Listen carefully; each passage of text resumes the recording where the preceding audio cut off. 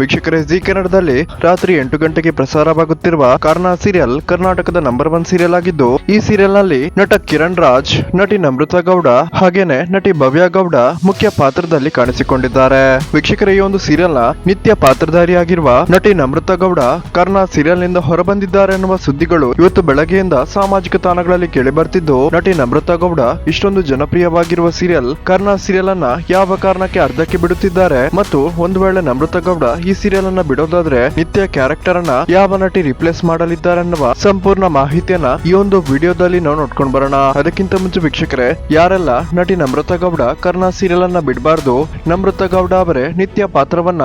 ಮುಂದುವರಿಸಿಕೊಂಡು ಹೋಗ್ಬೇಕು ಅಂತೀರಾ, ಈ ವಿಡಿಯೋಗೊಂದು ಲೈಕ್ ಮಾಡಿ ಮತ್ತು ನಿಮ್ಮ ಅನಿಸಿಕೆಯನ್ನ ಕಮೆಂಟ್ ಮಾಡಿ ತಿಳಿಸಿ. ವೀಕ್ಷಕರೇ, ಇವತ್ತು ಬೆಳಗ್ಗೆಯಿಂದಲೂ ನಟಿ ನಮ್ರತಾ ಗೌಡ ಕರ್ಣ ಸೀರಿಯಲ್ ಅನ್ನ ಬಿಡ್ತಿದ್ದಾರೆ ಅನ್ನುವ ಊಹಾಪೋಹಗಳು ಕೇಳಿ ಬರ್ತಿದ್ದು, ಇದೆಲ್ಲದಕ್ಕೂ ಕೂಡ ಖುದ್ದಾಗಿ ನಟಿ ನಮ್ರತಾ ಗೌಡನೇ ತಮ್ಮ ಸ್ಟೋರಿ ಮೂಲಕ ಇದರ ಬಗ್ಗೆ ಸ್ಪಷ್ಟನೆಯನ್ನ ಕೊಟ್ಟಿದ್ದು, ಕರ್ಣ ಸೀರಿಯಲ್ ನನಗೆ ತುಂಬಾನೇ ಇಷ್ಟವಾದ ಸೀರಿಯಲ್ ಆಗಿದ್ದು, ಯಾವುದೇ ಕಾರಣಕ್ಕೂ ನಾನು ಕರ್ಣ ಸೀರಿಯಲ್ ಅನ್ನ ಬಿಡ್ತಿಲ್ಲ. ದಯವಿಟ್ಟು ಇಂತಹ ಸುಳ್ಳು ಸುದ್ದಿಗಳಿಗೆ ಕಿವಿ ಕೊಡಬೇಡಿ ಅಂತ ನಮ್ರತಾ ಗೌಡ ಖುದ್ದಾಗಿ ತಮ್ಮ ಸ್ಟೋರಿ ಮೂಲಕ ತಿಳಿಸಿದ್ದು, ನಿಮ್ಗೆ ಇದರ ಬಗ್ಗೆ ಏನ್ ಅನಿಸುತ್ತೆ ಅನ್ನೋದನ್ನ ದಯವಿಟ್ಟು ಕಮೆಂಟ್ ಮಾಡಿ ತಿಳಿಸಿ.